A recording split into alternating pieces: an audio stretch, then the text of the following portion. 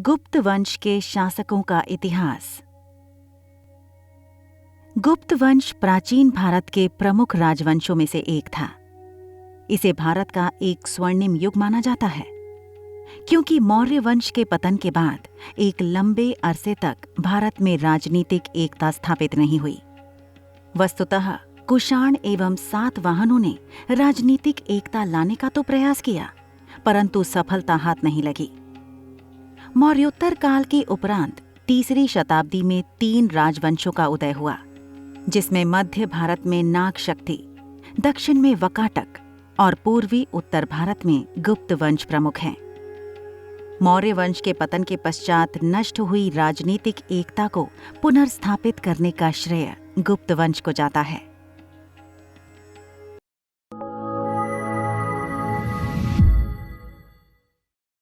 नमस्कार, आप देख रहे हैं ज्ञानी रैबिट के बैनर तले इतिहास की परख।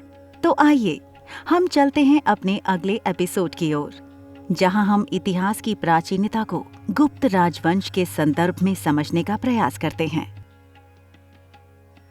गुप्त राजवंश की स्थापना लगभग 275 ईस्वी में महाराज श्रीगुप्त द्वारा की गई थी, जिसका उल्लेख समुद्रगुप्त की प्रयाग प्रशस्ति में श्रीगुप्त का नाम उसके आदि पूर्वज के रूप में प्राप्त होने से लगाया जाता है। इन्होंने अपने शासनकाल में महाराज की उपाधि धारण की थी। इस उपाधि से आशय है कि यह सामंतों की उपाधि होती थी। श्रीगुप्त ने मगध में एक मंदिर का निर्माण करवाया और उस मंदिर के खर्च हेतु 24 गांव दान में दिए थे। इसकी जानकारी हमें चीनी यात्री इत्सिंग के विवरण से प्राप्त होती है। श्रीगुप्त की मृत्यु होने के पश्चात उसका पुत्र घटोत्कच गुप्त वंश का दूसरा शासक बना। संभवतः गुप्त शासकों का राजनीतिक इतिहास घटोत्कच के समय से ही शुरू हुआ था। मध्य प्रदेश के रीवा में स्कंदगुप्त के सुपिया के लेख में गुप्तों का शासन घटोत्कच के समय से ही शुरू माना जाता है। इन दोनों राजाओं ने 319 ईस्वी से लेकर 320 ईस्वी के बीच राज किया था। चंद्रगुप्त प्रथम। घटोत्कच के पश्चात चंद्रगुप्त प्रथम ने शासन किया। इन्हें गुप्त वंश का सबसे शक्तिशाली राजा माना जाता है। इन्होंने 319 ईस्वी से 350 ईस्वी तक शासन किया। चंद्रगुप्त प्रथम को गुप्त वंश का वास्तविक संस्थापक कहा जाता है। इन्होंने अपने शासनकाल में एक नया संवत चलाया, जिसे गुप्त संवत के नाम से जाना जाता है। वस्तुतः चंद्रगुप्त प्रथम के राज्याभिषेक की तिथि 319 ईस्वी है।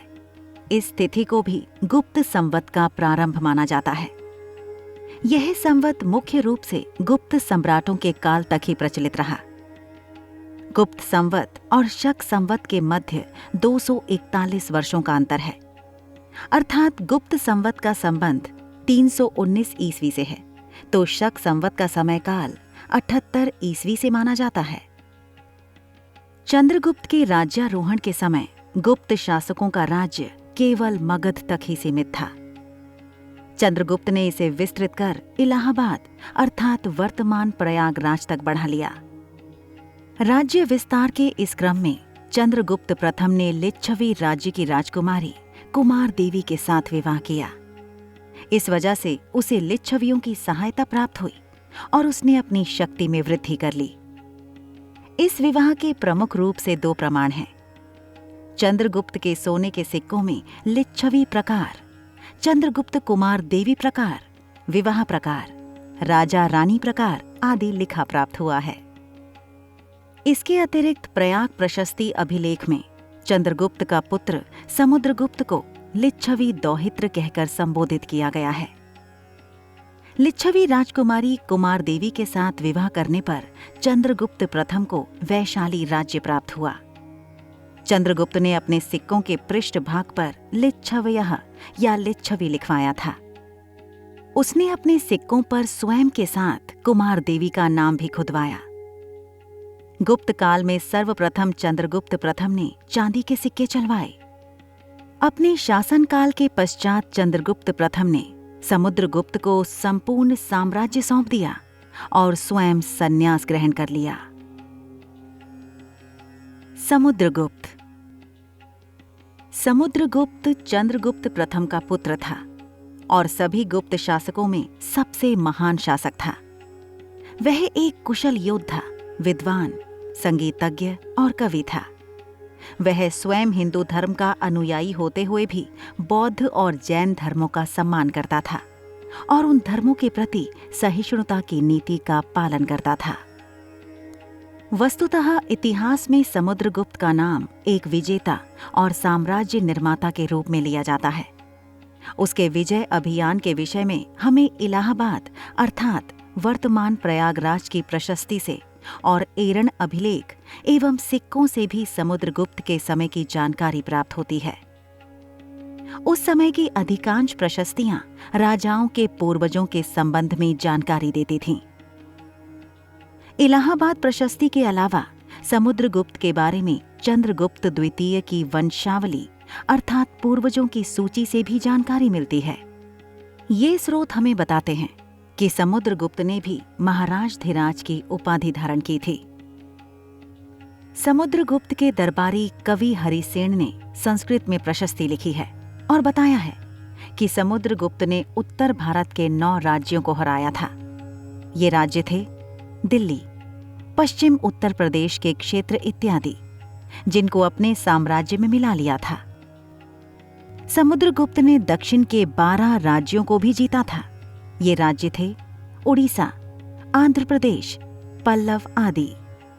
अभिलेख बताते हैं कि इन राज्यों के समर्पण के बाद समुद्रगुप्त ने इनका राज्य वापस कर दिया, परंतु इस शर्त पर कि ये उसको नियमित कर और नजराना देते रहेंगे। समुद्रगुप्त ने मध्य भारत की जंगली जातियों को भी अपने अधीन किया। रामगुप्त। समुद्रगुप्त के पश्चात उसका बड़ा लड़का रामगुप्त सिंहासन पर बैठा। इसके विषय में जानकारी देने का मुख्य स्रोत देवी चंद्रगुप्तम नामक नाटक है, जिसे विशाख दत्त ने लिखा था। रामगुप्त अपने पिता के विपरीत एक दुर्बल और अकर्मण्य शासक था, क्योंकि जब शकों ने गिरि दुर्ग नामक स्थान पर उसे घेर लिया था, तो इस परिस्थिति से विवश होकर रामगुप्त ने शक शासन के साथ संधि की, जिसके अनुसार उसे अपनी रानी ध्रुव देवी को शकों को समर्पित करना था। लेकिन अंत में उसके छोटे भाई चंद्रगुप्त द्वितीय ने ध्रुव देवी के वेश में अपने सैनिकों के साथ छावनी में प्रवेश किया और शक राजा को मार डाला। अंत में षड्यंत्र द्वारा रामगुप्त की मृत्यु हुई और चंद्रगुप्त द्वितीय शासक बना और उसने ध्रुव देवी से विवाह कर लिया, जिसका प्रमाण हमें बाणभट्ट के हर्ष चरित्र में रामगुप्त के वर्णन से प्राप्त होता है। चंद्रगुप्त द्वितीय या विक्रमादित्य। रामगुप्त का उत्तराधिकारी उसका भाई चंद्रगुप्त द्वितीय हुआ। इनका दूसरा नाम देवराज या देवगुप्त भी था। यह चंद्रगुप्त विक्रमादित्य के नाम से भी जाना जाता था। उदयगिरी, सांची, मथुरा के अभिलेख, दिल्ली के मेहरौली लौह स्तंभ अभिलेख और चंद्रगुप्त द्वितीय ने गुजरात, मालवा और सौराष्ट्र के शकों को हराकर उनके क्षेत्रों को अपने अधीन कर लिया। इस सफलता से चंद्रगुप्त द्वितीय को पश्चिमी समुद्र तट का क्षेत्र प्राप्त हुआ और भड़ौच, कैम्बे व सोपारा के बंदरगाह पर उसका नियंत्रण हो गया। इस कारण वह अपने राज्य के वाणिज्य व्यापार को बढ़ा सका। उसने उज्जैनी अर्थात वर्तमान उज्जैन को अपनी दूसरी राजधानी बनाया। कुमारगुप्त प्रथम। चंद्रगुप्त प्रथम और द्वितीय और समुद्रगुप्त के समान कुमारगुप्त प्रथम भी गुप्त साम्राज्य का एक महान शासक था। उसके शासनकाल की जानकारी भितरी अभिलेख, भिलसात स्तंभ अभिलेख, गढ़वा अभिलेख और मनकुवार मूर्ति अभिलेख से प्राप्त होती है। अनेक गुप्त राजाओं की तरह कुमारगुप्त प्रथम ने भी सिक्के जारी किए। इन सिक्कों से उसके शासनकाल के विषय में जरूरी जानकारी मिलती है। उसने 40 वर्षों तक शासन किया था।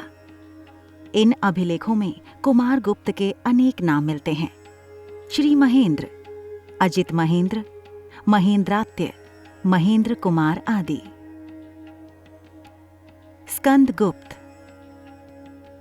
कुमारगुप्त के पुत्र स्कंदगुप्त ने शकों व हूणों को हराया था। उसने शंकरादित्य की उपाधि धारण की थी। गुप्त शासकों ने साम्राज्य की उत्तर पश्चिमी सीमा की सुरक्षा की व्यवस्था नहीं की थी, जिसका लाभ उठाकर हूणों ने भारत पर आए दिन आक्रमण किया करते थे, जिससे गुप्त साम्राज्य कमजोर हो गया और उसका पतन होने लगा। गुप्त साम्राज्य के पतन के बाद कई राज्यों का उदय हुआ, जिनमें प्रमुख थे उत्तर भारत में कन्नौज के हर्षवर्धन का राज्य और दक्षिण भारत में वातापी के चालुक्य और कांचीपुरम के पल्लवों का राज्य। लगभग 510 ईस्वी तक यह वंश शासन में रहा। आरंभ में इनका शासन केवल मगध पर था, परंतु बाद में गुप्त वंश के राजाओं ने संपूर्ण उत्तर भारत को अपने अधीन करके दक्षिण में कांजीवरम के राजा से भी अपनी अधीनता स्वीकार कराई और लगभग 300 वर्षों तक शासन की बागडोर को संभालते हुए गुप्त वंश भी काल के गाल में समा गया। धन्यवाद। ये एपिसोड हमारे व्यूअर को कैसा लगा, हमें कमेंट करके बताएं और साथ ही चैनल को सब्सक्राइब करते हुए बेल आइकन के बटन को प्रेस कीजिए, जिससे हमारे नेक्स्ट एपिसोड की नोटिफिकेशन सबसे पहले आप तक पहुंचे। और इस एपिसोड से जुड़े बोनस पॉइंट्स के लिए डिस्क्रिप्शन बॉक्स में जरूर जाएं, जहां हमने अपने प्रयास से सभी तथ्यों को क्रमबद्ध रूप में प्रस्तुत कर दिया है। नमस्कार।